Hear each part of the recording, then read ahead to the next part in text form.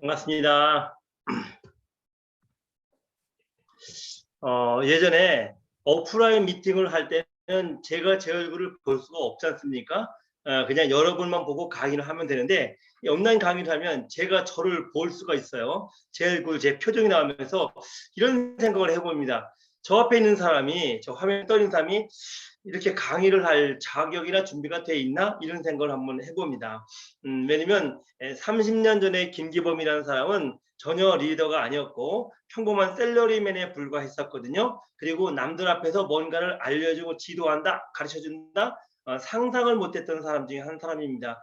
그냥 평범한 보통 사람이라고 생각을 했었고, 에, 그냥 일반적인 사람이라고 생각을 했었어요. 누군가의 앞에 설 수 있다는 걸 상상을 못했었는데, 어쨌든 지금은 뭐 자이든 타이든 여러분에게 성공의 길을 알려주는 사람이 되어 있습니다. 그런 무게감 때문에 한번 좀 저희 모습을 되돌아보게 되는 것 같아요. 지난주에 이어서 성공을 해야 되는 이유 2에 대한 같이 얘기를 해봅니다. 음, 제가 저를 보면 과거의 저를 볼 때 옛날 저에 비해서 참 많이 성공을 한 것 같아요. 꼭 경제적인 건 많이 아니고 세상을 바라보는 관점과 삶의 지혜 같은 것이 확실히 성공자다워진 것 같아요. 또 제가 여러분께 종종 강의를 드리지만 성공자의 마인드가 어떤 것인지 알려드리기 때문에 그래도 옛날 제 모습에 비해서는 많이 성공을 한 것 같아요. 누군가의 성공의 지표가 돼가고 있는 것 같습니다. 그리고 뭐 더는 모르겠어. 저보다 더 성공하고 더 멋지게 살 수 있는 방법들이 많이 있겠죠. 하지만 아마 대부분의 여러분들은 김기범만큼만 돼도 좋겠다. 나는 김기범 사장만큼만 돼도 성공이다라고 생각을 하실 거예요. 그래서 저에게 이루어진 것만큼 여러분에게 알려드릴 수 있는 것 같고, 적어도 지금의 제 모습은 실제 리얼입니다. 그렇기 때문에 이 모습을 본반도 좀 따라오면 여러분들도 제가 있는 위치까지는 오지 않겠나 라는 생각을 해보면서 여지까지 제가 30년 동안 해오면서 정리된 생각들의 일부를 같이 나눠보는 그런 시간 갖도록 하겠습니다. 오늘은 성공을 해야 되는 이유 2, 내 드림에 대한 부분이에요.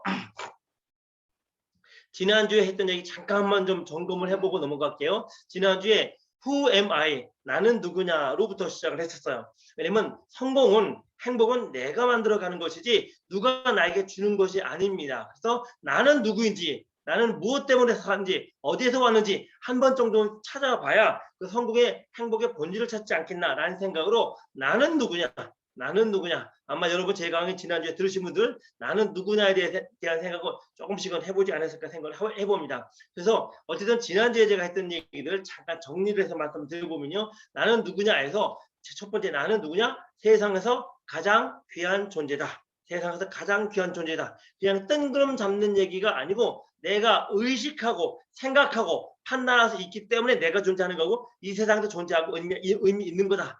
그래서 이 세상의 중심은 나다. 왜냐면 내가 없으면 내 배우자도 내 자녀도 없다. 인식할 수 없다. 그래서 내 아들이기 때문에 내가 물에 빠져 뛰어들지, 내 아들이기 때문에 물속에라도 뛰어들지, 내 아들이 아니면 내가 물속이나 불속에 뛰어들어서 그들을 구원하지 않는다. 구조하지 않는다. 즉 내가 주어다라는 말씀을 드렸습니다. 그래서 나를 중심으로 생각하고 판단해야 된다. 당연히 여러분에게 제가 이기심을 강의하는 건 아닙니다만은 내 중심으로 판단해야 된다는 말씀을 제가 들었습니다. 그래서 나는 이 세상에 유일무이한 존재다. 나는 과거에도 없었고 지금도 없고 미래도 없다. 지금의 내 모습은 지금이 전부다. 이 지구상의 60억 인구 중에 나라는 존재는 단 하나뿐인 나이다. 그래서 나를 인식을 해야 된다라는 말씀을 드렸고, 이어서 삶은 무한하지 않다. 유한하다. 우리에게 주어진 시간은 그리 길지 않다. 기껏해야 100년인데 그 100년이 다 남은 것도 아니고 그 일부 3분의 1 반은 없어졌다. 나머지 시간들로 내 인생의 마지막 성공과 행복을 만들어 가야 된다. 그런 말씀 드렸습니다. 그리고 사람은 단지 지능이 높은 동물이 아니다. 침팬지가 아무리 발전한다고 하더라도 사람이 되지 않는다. 라는 말씀을 드렸습니다. 그래서 사람, 나는 나이다. 나로서의 특별한 존재다. 그래서 자기 자신을 사랑하라 라는 말씀도 드렸어요. 질문 한번 해봅니다. 여러분은 여러분을 사랑하십니까? 이기심을 말씀드리는 거 아니에요. 나를 정말 사랑하는 게 뭔지를 찾아보자는 거예요. 내 가치, 남들 앞에 나 잘났어 떠드는 게 아니고 내가 나를 사랑하는 거. 그래서 자기가 자기를 사랑하는 것 이상 나를 사랑할 수 없다. 내가 나를 사랑하는 것보다 더 많이 남도 사랑할 줄 모른다. 그래서 사랑할 줄 모르는 사람은, 남을 사랑할 줄 모르는 사람은 자기 자신도 사랑할 줄 모르는 사람이다. 예수가 석가가 자기 자신을 사랑하지 않았겠느냐는 거야. 굉장히 사랑한 사람들입니다. 자기를 사랑했기 때문에 자기를 사랑하는 것 그것만큼 남들을 사랑할 수 있었어. 여러분들도 자신을 정말 사랑하면 사랑을 하는 것만큼 내가 나를 사랑하는 것만큼 남들도 사랑할 것이다. 그러므로 남을 먼저 사랑한다고 말을 하기 전에 나를 먼저 사랑하는 방법을 배워야 된다. 그리고 그런데 이 세상에 그 어느 누구도 완벽한 존재는 없다. 여러분 보시기에 김종규 사장 대단한 분이십니다만은 완벽하겠습니까? 아니죠. 지금 강의를 하는 김기범 여러분에게 어떻게 비춰질지 모르겠지만 완벽하겠습니까? 아니죠. 허점 많아요. 누구나 완벽한 사람은 없다. 그래서 이 세상에 진리는 뭐냐면 완전한 사람은 없다는 걸 아는 것 이거래요. 그런데 우리는 자꾸 자기 자신을 완전하지 못하다고 자학을 해요. 나는 이게 못났어, 저게 부족해, 이게 바보 같아, 저 운이 안 따라. 근데 그 생각 자체가 잘못된 거다. 뭐냐면 사람은 완전할 수 없다. 이런 게 진리예요. 완전할 수 없다. 그래서 있는 그대로를 인정하는 겁니다. 있는 그대로를 인정하는 거. 그래서 지금의 내 모습, 잘난 모습도 인정하고 못난 모습도 인정하는 겁니다. 그럼 인정하면 어쩔 것이냐? 그거를 바꿔야 된다는 거예요. 자, 내 잘난 모습 그거 뭐 잘 키우면 돼요. 내 못난 모습 그냥 놔두면 되는 게 아니죠. 여러분의 자녀가 부족한 부분이 있어요.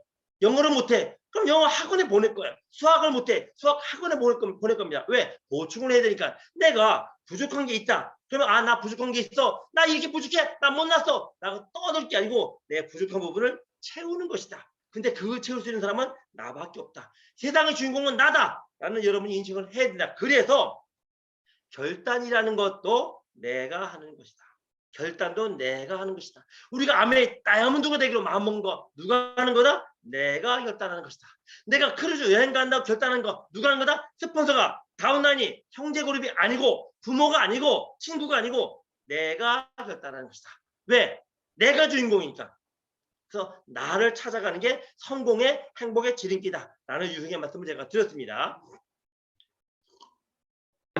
그래서 그런 나, 이 세상 유일무이한 나, 하나뿐인 나, 사랑하지 않으면 안 되는 나의 가치는 어느 정도냐? 나의 가치는 어느 정도냐? 사람에게는 품격이 있습니다. 품격이 있어요. 물건에게는 품질이 있죠. 여러분 백화점에 가시면 좋은 품질의 제품이고 안 좋은 품질의 제품이 있어요. 비싼 좋은 옷이 있는가 하면 싼 옷이 있어요. 그렇죠? 좋은 핸드백이 있는가 하면 별거 아닌 핸드백이 있어요. 품질이 있습니다. 품질 있어. 그래서 품질은 애초에 공장에서부터 결정돼 가지고 나와요. 좋은 옷은요. 애초에 공장에서부터 좋은 품질로 만들어져 나와요. 나쁜 옷은 나쁜 신발은 처음부터 그렇게 만들어져 와요. 그렇죠? 그래서 품질은 운명입니다. 바뀌지를 않아요. 근데 품격은 아니라는 거예요. 왜 품격은 아니냐? 여러분과 제가 부모님의 뱃속에서 만들어지는 DNA는 같은 인간이다라는 거죠. 같은 원료로 만들어져요.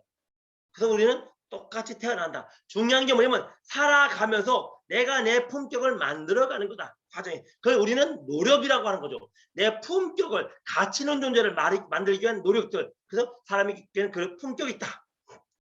근데 그 품격은 정해지는 것이 아니고 운명이 아니고 내가 선택하는 거다라는 말씀이었습니다. 자, 모닝이라는 차가 있어요. 모닝이라는 차. 소나타가 있습니다. 그랜저가 있어요. 그 다음에 벤츠가 있어요. 모닝이라는 차와 벤츠라는 차의 품질은 다르죠. 그리고 운명입니다. 바뀌지를 않아요. 근데 사람은 바뀔 수 있다는 거예요. 여러분을 한번 차에 한번 비교해보세요. 나는 어느 정도 수준급 인간인가? 모닝, 소나타, 그랜저, 벤츠, 롤스로이스 어느 급에 해당한다고 생각하세요? 물론 롤스로이스 급이라고 말하고 싶죠. 그런 거 말고 내가 나를 어느 정도 가치 있는 존재를 보고 있느냐는 거야. 자, 좋습니다. 어떤 분은 나는 보잘것없어 모닝밖에 안 돼. 전세도 없고 월세 살고 있고 직장도 변변치 않아서 나는 모닝 정도밖에 안 돼. 나는 그래도 집도 있고 좋은 직장도 있고 월급도 많이 받고 나는 그랜저급이야. 나는 사학가기 때문에 벤츠급이야. 뭐 할 수 있어. 근데 그거는 품격인데 바뀔 수 있다는 거예요. 혹시 내가 모닝의 모습일지라도 나를 바꿔 나가는 과정이 인생이라는 거죠. 왜? 선택이니까. 그래서 나의 품격은 내가 선택하는 건데 나는 그냥 벤츠 할래, 롤스로이스 할래가 아니고 나도 남도 인정해줄 만한 나란 존재를 내가 만들어가는 거다. 만들어가는 거. 분명히 30년 전에 김기범은 직장인이었고 셀러리맨이었고 빵삼을 헤매던 사람이었어요. 800만 원짜리 옥탑방 전세자던 사람이었고 아주 보통의 평범한 사람이었어요. 근데 지금은 그때 모습과는 다르죠. 분명히 저는 제 품격이 훨씬 더 나아졌다고 생각해요. 여러 가지 면에서 제가 선택한 겁니다. 여러분은 여러분의 품격이 현재 어느 정도고 어떤 품격으로 만들고 싶으세요? 그 선택은 내가 하는 것이다. 내가 만들고 방향 지어져 나가는 거다. 라는 말씀 드렸습니다. 여러분의 꿈은 무엇인가요? 어떤 꿈을 가지고 계시죠? 30여 년 전에 제가 아메 밑에 처음 나왔을 때 굉장히 낯설고 어색했던 말. 당신의 꿈은 무엇입니까? 30대 중반이었었죠. 당신의 꿈은 무엇입니까? 한 가정의 가정이었어요. 당신의 꿈은 무엇입니까? 그 말 한마디에 제가 벙쪘어요. 아니 지금 내 나이에 무슨 꿈이야. 유치원생도 아니고 초등학생도 아니고 어린애들이 하는 거지. 근데 제가 아메 사업을 하면서 아 사람은 꿈을 꿔야 되는구나를 배웠어요. 저는 지금도 꿈을 꿉니다. 많은 걸 이뤘지만 저는 이루고 싶은 게 아주 많아요. 지금도 저는 꿈을 꾸고 있어요. 사람은 누구나 태어나면서부터 꿈을 가지고 태어나. 꿈을 가지고. 그래서 어린이들에게 물어봅니다. 넌 뭐가 되고 싶니? 넌 뭐가 될 거니? 거침없이 얘기해요. 난 대통령 될 거야, 장관이 될 거야, 유엔 사무총장이 될 거야, 소방관이 될 거야. 다 얘기해요. 왜? 그들은 꿈속에 사니까. 그들은 못할 게 없습니다. 하고 싶은 거 다 해요. 되고 싶은 거 다 합니다. 우리도 또 그랬어요. 여러분과 저도 태어나면서부터 꿈을 잔뜩 가지고 이 세상에 태어났습니다. 꿈을 이루려고 우리는 많은 꿈을 가지고 태어나. 우리는 어릴 때 마음껏 얘기해요. 난 이렇게 될 거야, 저렇게 될 거야, 이렇게 됐으면 좋겠어, 저렇게 됐으면 좋겠어. 그런데 인생을 살아가면서 시간이 흘러가면서 그 꿈이 자꾸 줄어들죠. 축소돼 나가요. 한 가지 예로 우리 고등학교 때 서울대에 가겠다고 하지 않는 사람 누가 있어요? 다 서울대 간다고 그래.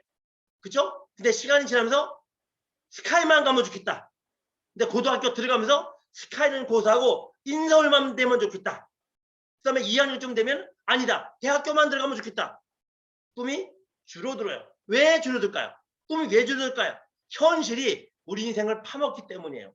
우리는 25살 정도 되면 철이 들었다라고 얘기합니다. 그때 철이 들었다는 말이 무슨 말일까요? 꿈꾸지 않는다는 거예요. 꿈꾸지 않고 현실을 본다는 겁니다. 그게 우리는 철이 들었다라는 거예요. 그래서 이때부터는 꿈을 접어요. 꿈 꾼 게 이상해요. 꿈을 꾸면 어리석어요. 바보예요.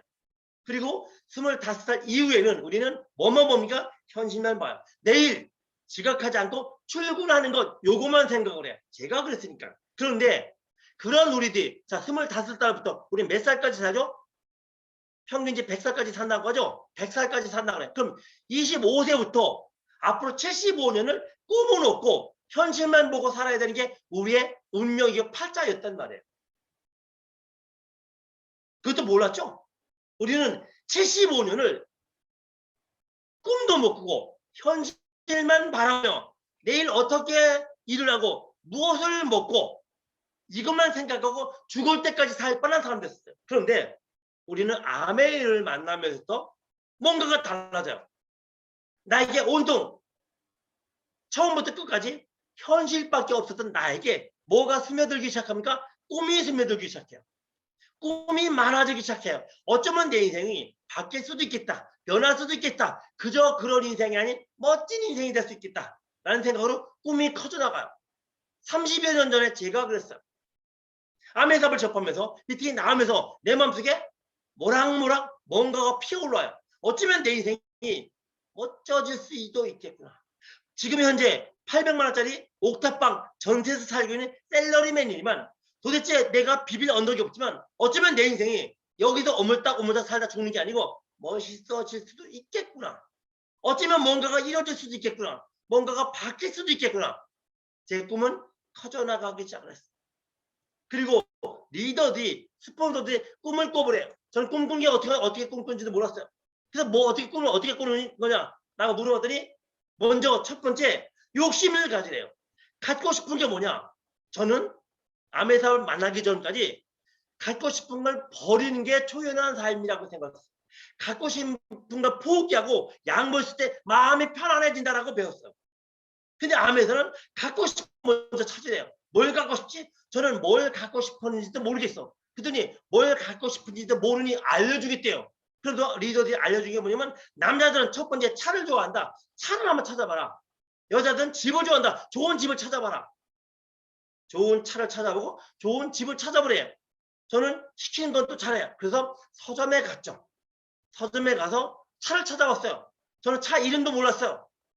근데 차가 있는 차들만 들어가 있는 책이 있더라고요. 그 책을 사서 뒤적거리다 보니까 예쁘게 생긴 차가 하나 있었어요. 예쁘게 생긴 차. 그래서 그 차 이름도 뭔지도 모르고 잘라가지고 시스템 다일 앞에 딱 붙였어요. 그 차가 뭐냐면 포르쉐였어요. 포르쉐 911이었어요.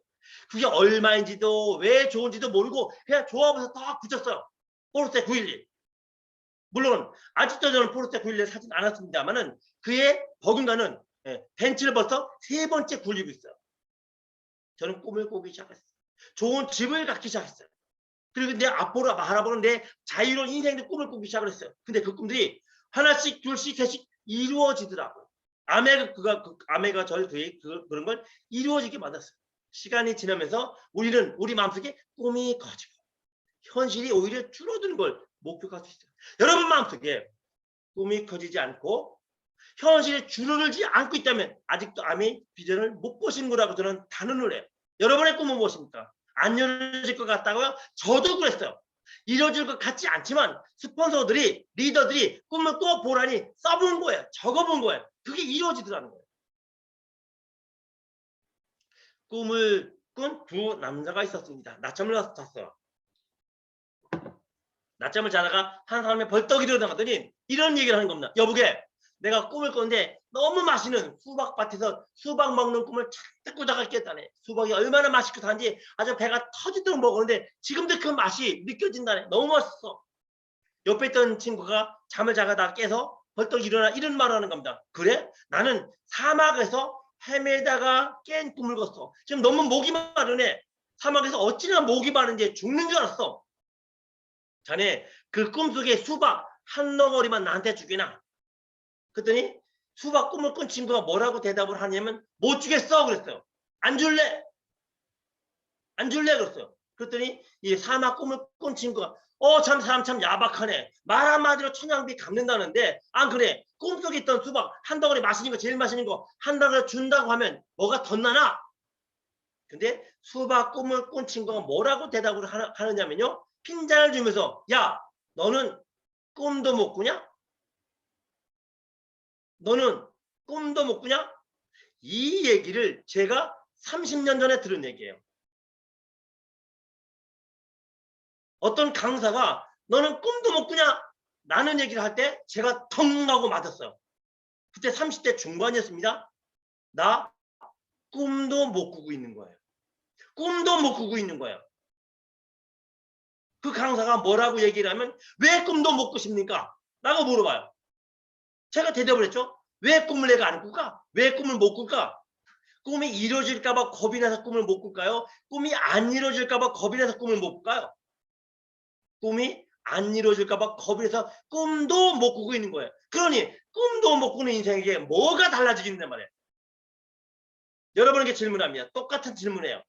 30년 전에 배운 그 얘기. 여러분 꿈도 못 꿉니까? 왜 꿈도 못 꾸죠? 왜 꿈조차 못 꾸고 살고 있죠?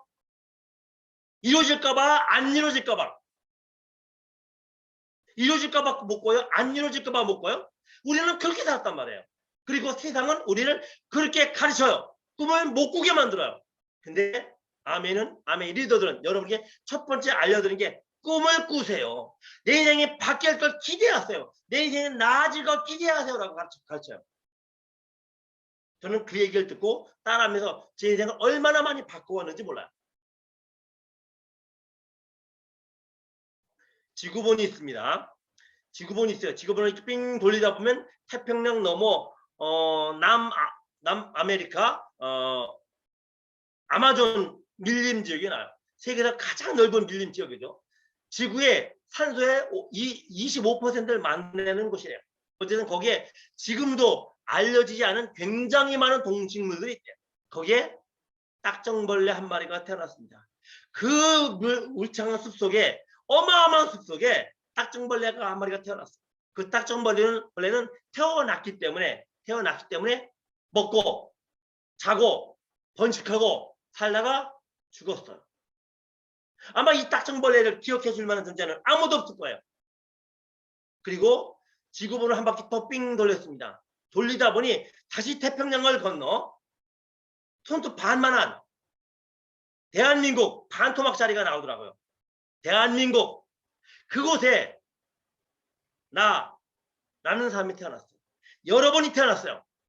지구본에서 보이지도 않은 그 작은 나라에 작은 한 도시에서 여러분이 또는 제가 태어났어요. 자, 태어났으니 어떻게 되죠? 태어났으니 먹고 자고 결혼하고 살다가 죽겠죠. 제가 아마존 밀림에 딱정벌레 한 마리를 설명했어요. 그 반대편에 있는 대한민국 한 장소에 태어난 나의 모습을 비교했어요. 둘의 차이점이 뭔가요?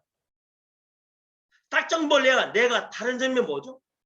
적어도 딱정벌레만 달라야 되잖아요. 근데 실제 사는 모습은 다른가요? 태어나서 먹고 자고 결혼하고 새끼 낳고 살다가 죽는 거 뭐가 달라요? 그렇게 돼서는 안 된다는 거예요. 적어도 우리가 그저 그렇게 태어나서 그저 그렇게 살다가 그저 그렇게 죽으려고 사람으로 태어난 것은 아닐 것이다. 맞습니까? 딱정벌레처럼 살다가 죽으려고 태어난 건 아니잖아. 그냥 맛있는 거 많이 먹고 좋은 옷 입고 좋은 집에서 딱 살다 죽으려고 태어난 건 아니라는 거예요. 사람은 특별하죠. 사람은 특별한 존재여야만 됩니다. 그렇죠? 이유를 불문하고 사람은 특별한 존재여야 돼요. 그 이유가 뭐냐면 사람은 꿈을 가질 수 있기 때문에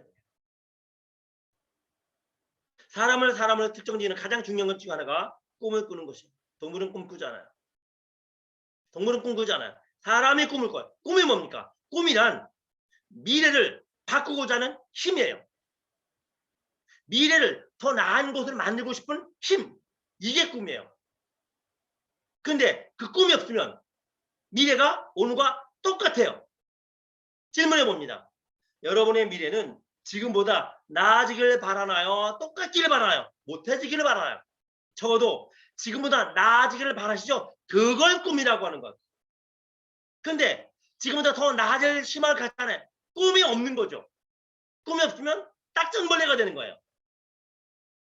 동물들도 숨쉬고 먹고 자고 생식하고 번성해요. 적어도 꿈이 없는 백성이 망한다는 그 말이 나에게 적용돼서는 안 되지 않겠네요. 어떤 꿈을 꾸십니까? 어떤 꿈을 꾸세요? 닭장 속에 닭이 있습니다. 저는 중학교, 고등학교를 자전거를 타면서 학교를 통학을 했어요. 거리가 20km, 약 8km 정도 됐어요. 자전거로 대략 1시간 정도 왔다 갔다 하는 것 같으네요. 가다가 보면 길목에 양계장이 있어요. 큰 양계장이 있어요. 양계장 속에서는요, 아침부터 딱딱딱딱 소리가 나요. 무슨 소리죠? 닭들이 모이 먹는 소리예요. 닭들은 늘 좁은 공간에 갇혀 있죠. 주인이 끙끙대면서 닭 사료 모이를 쭉 나눠줘요. 그럼 이 닭들은 고생도 하지 않고 노력도 하지 않고 공짜로 먹이를 먹어요. 열심히 모이를 먹어요. 노력을 하지 않고 그냥 입 앞에 주어진 모이를 열심히 먹어요. 자, 공짜로 모이를 먹었죠. 공짜로 모이를 먹었어요. 그럼 닭들이 해야 될 게 뭐죠? 보답을 해야 되지, 주인에게. 그래서 닭들이 하는 일이 뭡니까? 알을 낳는 거죠. 그래서 모이를 공짜로 먹었으니 그나마 난 주인에게 보답을 해야 되니 알을 낳습니다. 하루에 1개 정도 알을 낳아요. 그리고 알을 낳은 다음에 어떻게 해요? 주인에게 보고를 해야 되죠. 꼬구댁꼬구댁. 여러분, 닭들이 알을 낳고 나면 꼬닥꼬구댁 거예요. 이유가 뭘까요? 주인한테 알리는 거야. 주인님, 저 알 낳았어요. 가져가세요. 주인은 그 닭 소리를 듣고 양계장 가서 알을 끄집어내요. 알을 걷어가요. 그리고 팔아서 부자가 되죠. 그리고 그 돈 중에 일부를 사료를 사요.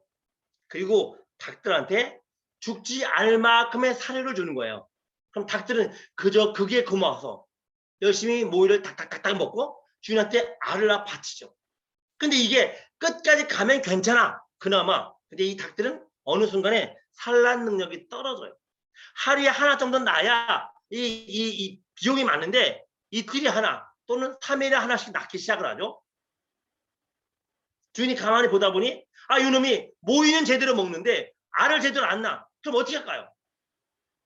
너 때문에 내가 부자가 됐으니 너 수고했어 라고 할까요? 아니요. 알 낳지 못하는 닭을 끄집어내서 털 벗겨서 통닭집에 보내버려요. 이게 양계적인 모습이에요. 여러분, 제가 말하는 내용을 잘 만든 애니메이션 영화 하나가 있는데 혹시 아세요?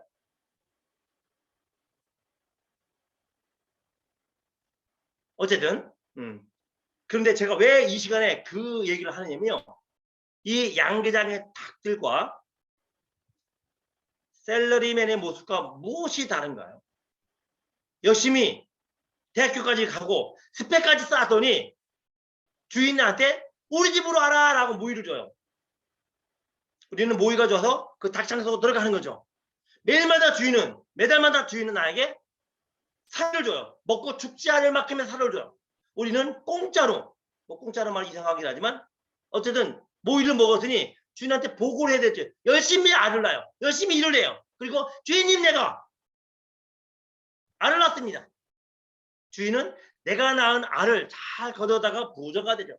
그리고 나한테는 먹고 죽지 않을 만큼의 사료를 주는 거예요. 근데 이게 끝까지 가면 괜찮아. 어느 순간인가 여러분의 역량이 떨어지든지 뭔가 문제가 생기면 여러분을 끄집어내서 털 벗겨서 통닭집에 보내는 거죠. 아닌가요? 네, 30년 전에 제가 샐러리맨 생활할 때 그런 느낌을 받았어요. 그런 느낌. 적어도 우리는 닭장 속에 닭처럼 돼서는 안 된다는 거예요. 만약에 이게 무슨 말인지 잘 모르시겠으면 치킨 런이라는 애니메이션 영화가 있어요. 치킨 런. 이 얘기예요. 울타리 속에 호랑이가 있습니다. 처음부터 이 호랑이가 울타리에 갇혀있던 건 아니죠. 산하를 뛰어다니는 맹수였었어. 근데 이 호랑이가 운 나쁘게 사람에게 붙잡혀서 울타리 안에 갇혔어. 처음에는 발버둥을 치겠죠. 여기 있지 않으려고 도망가려고. 근데 결국 호랑이는 도망가지 못하죠. 어느 순간부터인가 포기를 해요. 그리고 호랑이는 주인이 던져주는 죽은 닭고기 뜯어먹기 시작을 해요. 왜? 살아야 되니까. 그걸로 끊었으면 괜찮게. 문제는 뭐냐면 이 호랑이가 새끼를 낳는다는 거예요. 근데 울타리 안에서 태어나는 호랑이 새끼는 태어나면서부터 울타리 안이 자기 집인 줄 알아. 울타리 속이 자기 집인 줄 알아. 오히려 창문을 열어놔도 문을 열어놔도 나가지 못한대요.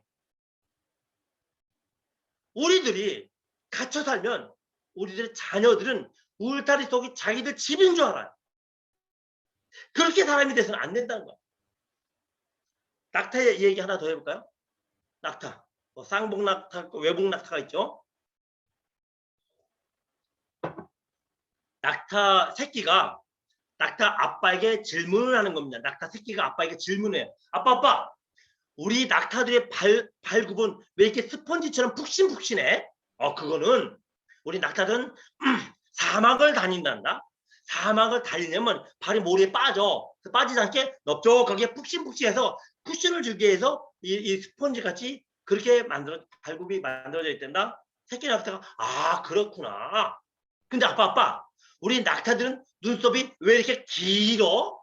우리 낙타들은 사막을 살기 때문에 그 바람이 불 때 모래가 날린다. 모래가 날려서 눈으로 들어갈 수가 있어. 그걸 걸러내기 위해서 눈썹이 길어서 모래를 걸러내는 거야.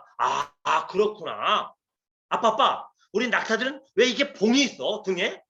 우리 낙타들은 가뭄에 견뎌야 돼. 그래서 이 등에 지방과 물을 보존해서 그 더위를 견뎌야 돼. 우리는 그렇게 만들어졌구나. 그런데 이 낙타가 새끼가 마지막 또 질문을 하는 겁니다. 근데 아빠 우리는 그런데 그렇게 사막에 살아야 되는 우리들이 왜 지금 여기에 있어?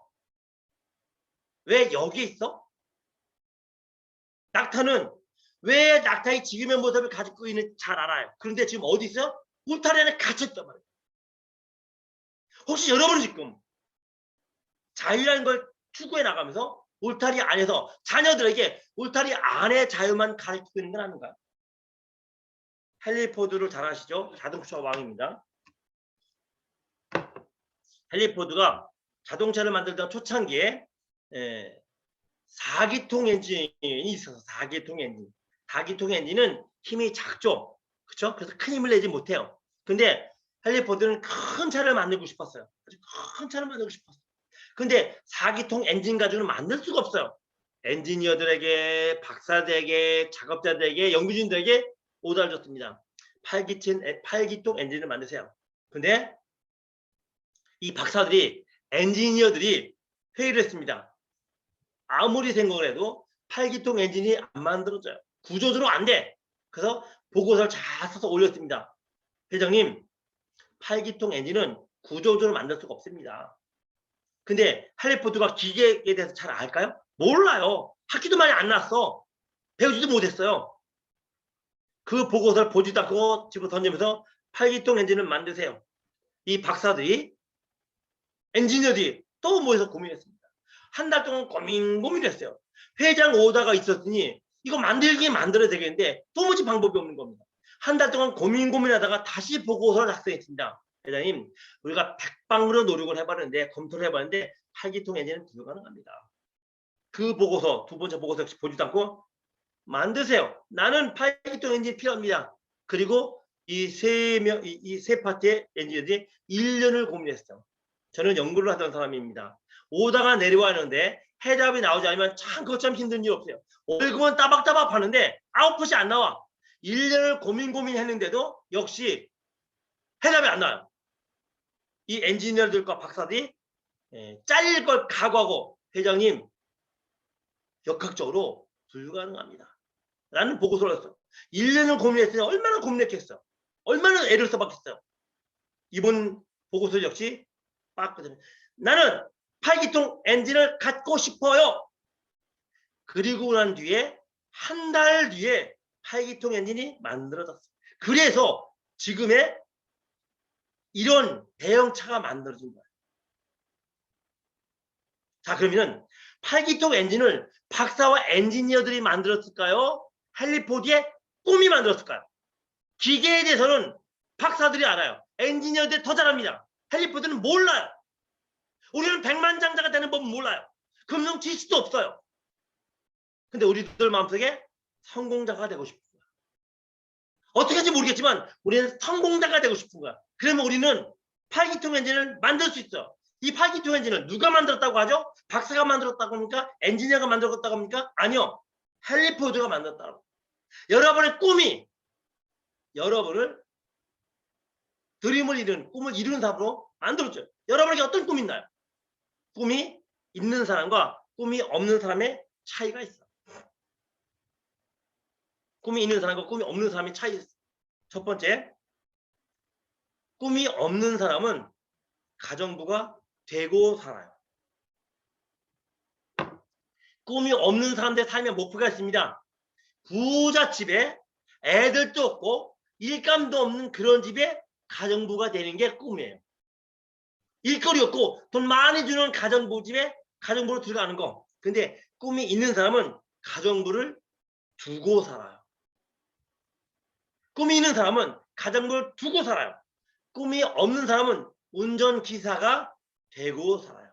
운전기사들의 최고의 꿈이 뭔지 아세요? 회장, 운전기사가 되는 거예요. 되는 게 꿈이야. 되는 게. 근데 꿈이 있는 사람은 그런 운전기사를 두고 살아요. 여러분, 훌륭한 운전기사가 되실래요? 훌륭한 운전기사를 두실래요? 꿈이 없는 사람은 훌륭한 직장인이 되고 살아요. 그래서 나는 현대, 대우, LG 들어갔다, 삼성 들어갔다, 자 떠든 거예요. 근데 꿈이 있는 사람은 그런 훌륭한 직장인을 두고 살아요. 다시 질문해 봅니다. 여러분, 되고 사실래요? 두고 사실래요? 꿈이 없는 사람은 박사가 되고 살아요. 꿈이 없는 사람은, 꿈이 작은 사람은 박사가 되고 살아요. 그래서 남 밑에서 일을 해. 근데 꿈이 있는 사람은 그런 박사를 두고 살아요. 다시 한번 질문해 봅니다. 박사가 되실래요? 박사를 두실래요? 어떤 게 성공자입니까? 꿈이 없는 사람은 동시 통역사가 되고 살아요. 동시통역사가 되고 살아요. 근데 꿈이 있는 사람은 그 동시통역사를 두고 살아요. 동시통역사가 되실래요? 동시통역사를 두고 사실래요? 그래서 꿈이 없는 사람은 되고만 해요. 꿈이 있는 사람은 두고로 살아. 여러분에게 꿈이 있습니까? 꿈이 없습니까? 되실래요? 두실래요? 어떻게 진짜 성공입니까? 작은 꿈은 작은 열정만을 만들어내. 우리는 어릴 때 성냥팔이 소녀라는 동화를 봤어요. 동화를 읽었어요. 내용이 오래돼서 기억이 가물가물하지만 그 성냥팔이 소녀는 결국 성냥을 팔아서 생계를 꾸려나가는 돈을 버는 소녀였었죠. 크리스마스 날인가요? 어떤 집을 왔어요. 성냥을 탁 켜니 한 집이 펼쳐져. 행복한 따뜻한 집이 펼쳐져. 크리스마스 캐롤 울려 퍼지고 그리고 그 성냥불이 꺼지자마자 다시 성냥불을 또 켰습니다. 추위를 이길 수 있는 방법 그것밖에 없어요. 그 소녀는 또 하나의 성냥불을 보면서 몸을 조금 녹이다가 그 다음번 성냥으로 또 몸을 녹이다가 결국 어떻게 됐을까요?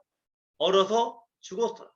왜냐면 성냥의 빛은 작은 열정밖에 만들지 못하기 때문에 성냥으로는 우리 몸을 데피지 못해요.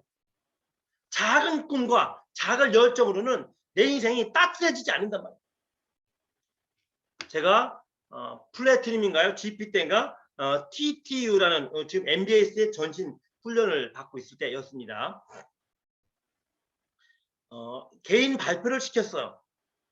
어떤 회사의 공기업의 과장님이 발표를 하러 나왔습니다. 근데 그분이 최종 꿈이 다이아몬드가 아니고 에메랄드도 아니고 플래티넘이래요.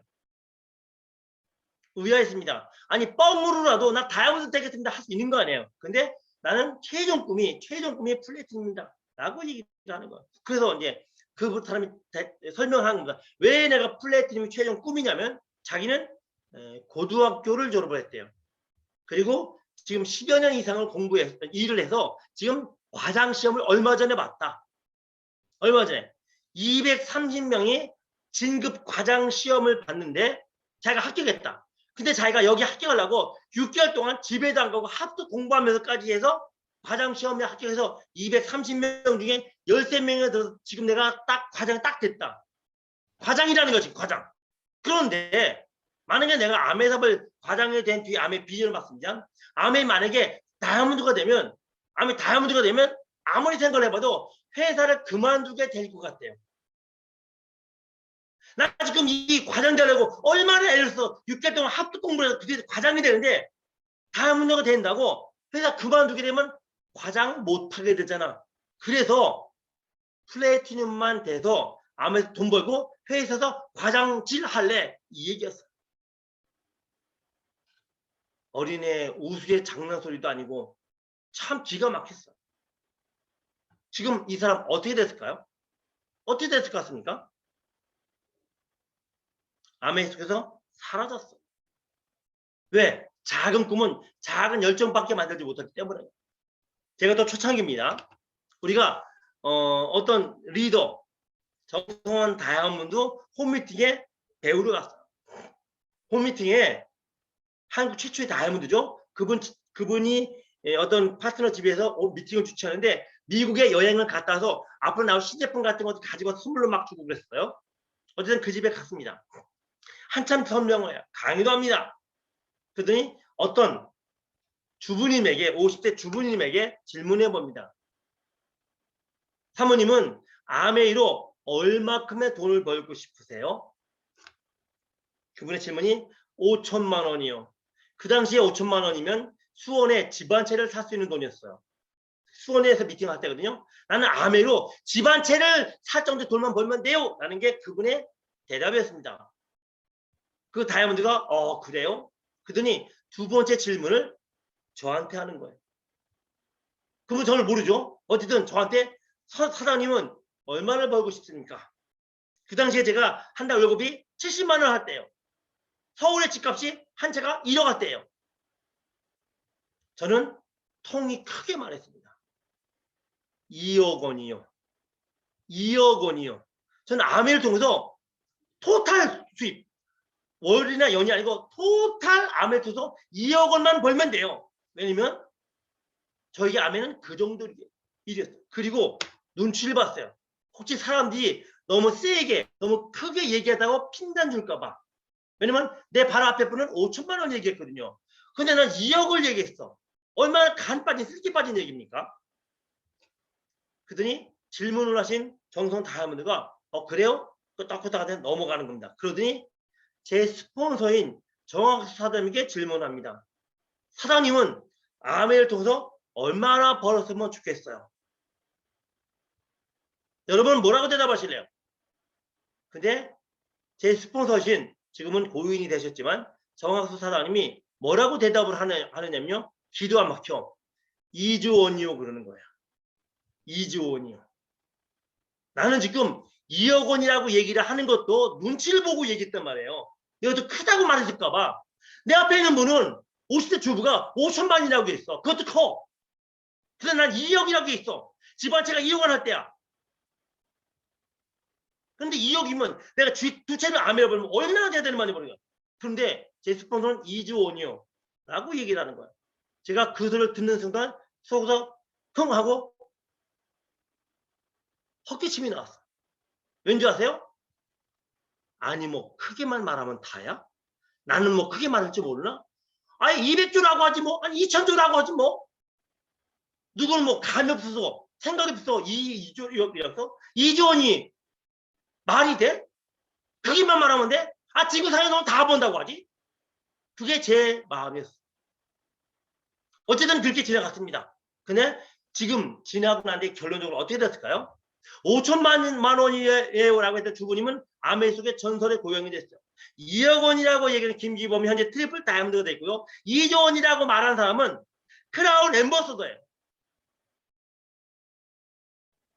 여러분의 꿈은 어느 정도? 혹시 여러분들 5천만 원이라고 말하는 거 아닙니까? 여러분들 2억 원이라고 말하는 거 아닌가요? 여러분의 아메는 어떤 건가요? 제가 지금 아메 통해서 2억 원만 벌었겠어요? 2억 원만 벌겠느냐 말이에요. 여러분의 아메는 어떤 꿈을 꾸게 만드는 그런 50세 지금 사라졌고 김기범 트리플이고 정확하자면 크라운 엠버서더가 됐어요. 여러분은 뭐가 되고 싶으세요? 어떤 꿈을 가지고 싶고 얼마나 크게 보십니까? 2조를 벌고 안 벌은 나중에 문제예요. 이 아메가 내게 어떤 스킬이 비즈니스다. 우리는 꿈속에 살아요. 꿈속에 살아요. 어쨌든 과거가 있고 현재가 있고 미래가 있습니다. 우리는 현재 살고 있죠.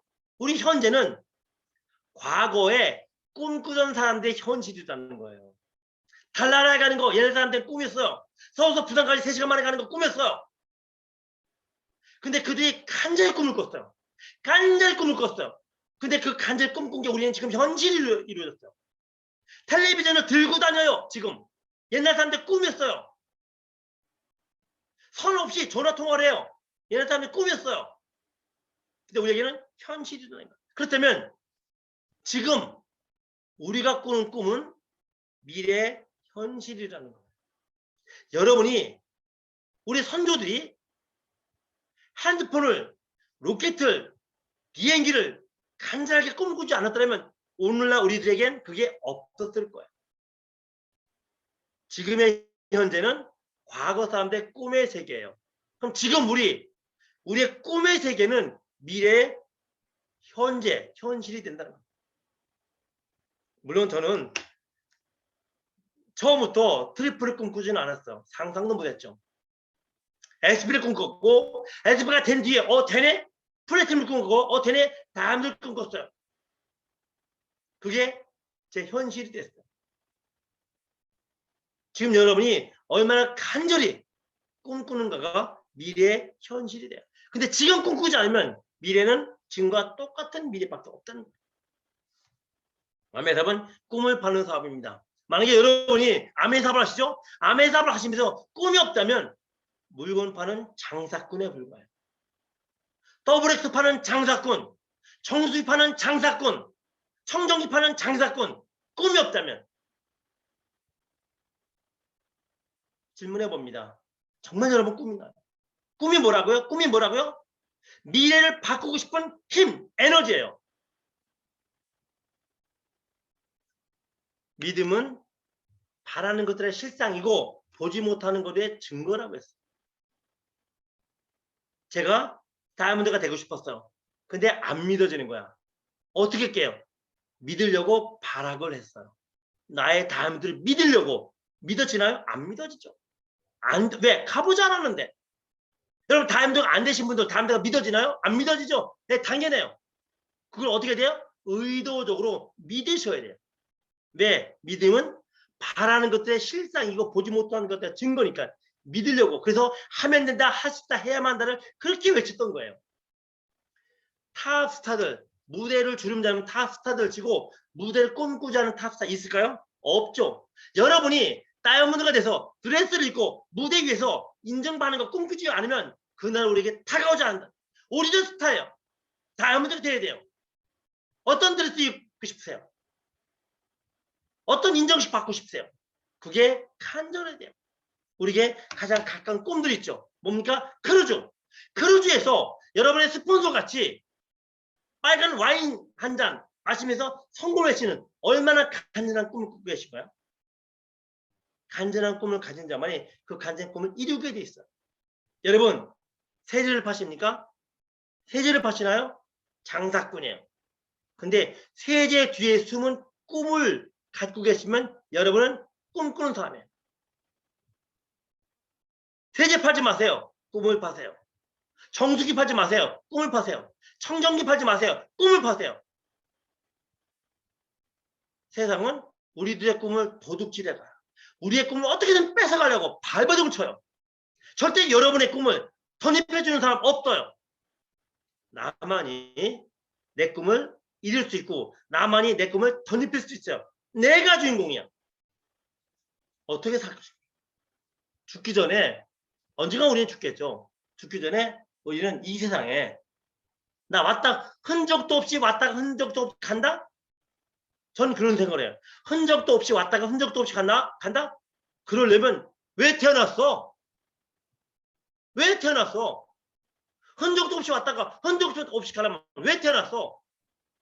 양보하지. 적어도 내가 태어났을 때는 나로서의 가치는 남겨진다. 작은 가치, 작은 흔적 정도는 남겨야되잖아요. 영화 프린세스 다이어리에 보면 맨 마지막에 이런 장면이 나요. 막 도망다니다가 마지막에 이런 장면이 나요. 나만이 아닌 다른 사람에게 더 쓸모가 있는 사람이 된다는 것. 이게 가치는 이다. 나만을 위하는 게 아니고 나 말고 다른 사람들에게 더 쓸모가 있는 사람이 된다는 것. 그게 내가 해야 될 일이다라는 것. 여러분이 여러분만이 아닌 또 누군가에게 쓸만한 가치 있는 존재가 되어야 되지 않겠나요? 진정한 성공은 뭔가요?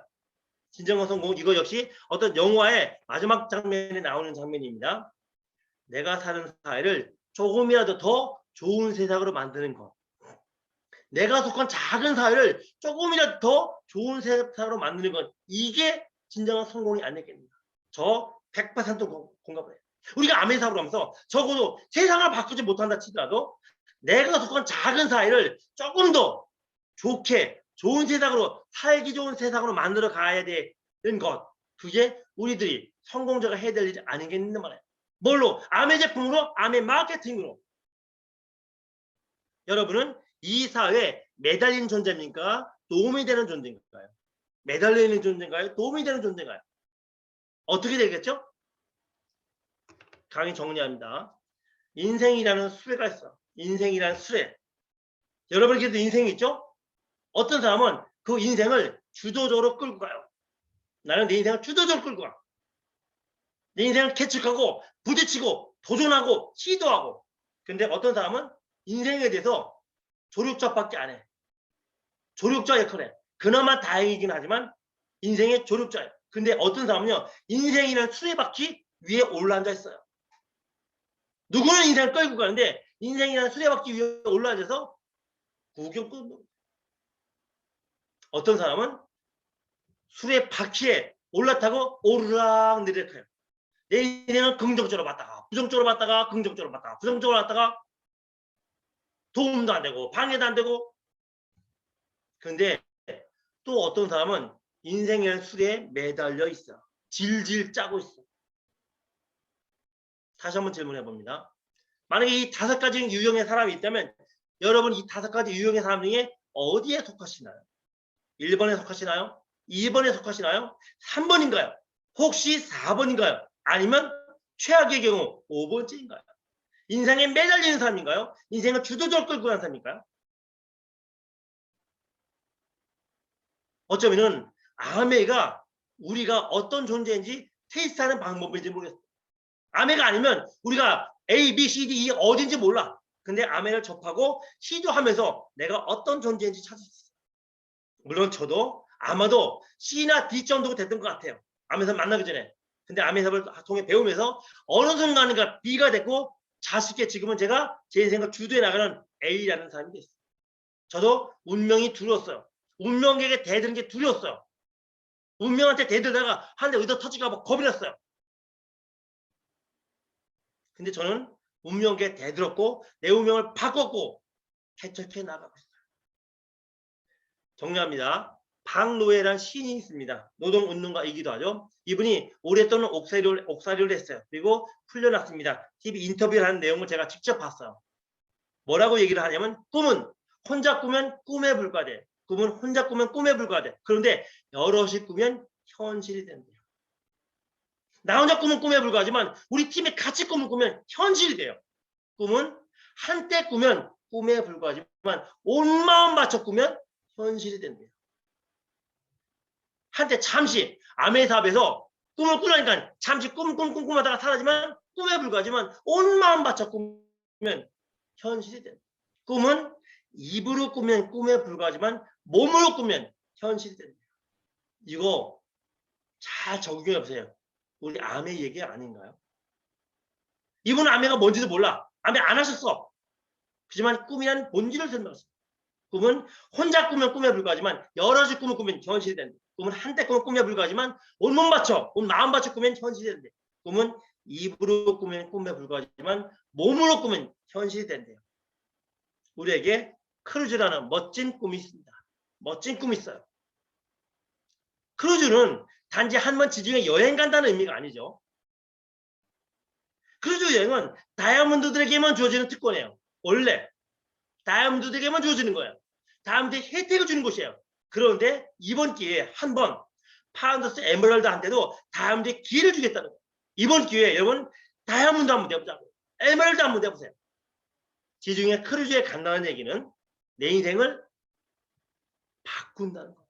변화시킨다는 거예요. 질질 매던 내 인생이 승리자로 바뀐다는 거예요. 여러분 모두를 지중해 크루즈에서 크루즈 선상에서 같이 뵙기를 바라면서 오늘 제 강의 마칩니다. 수고하셨습니다.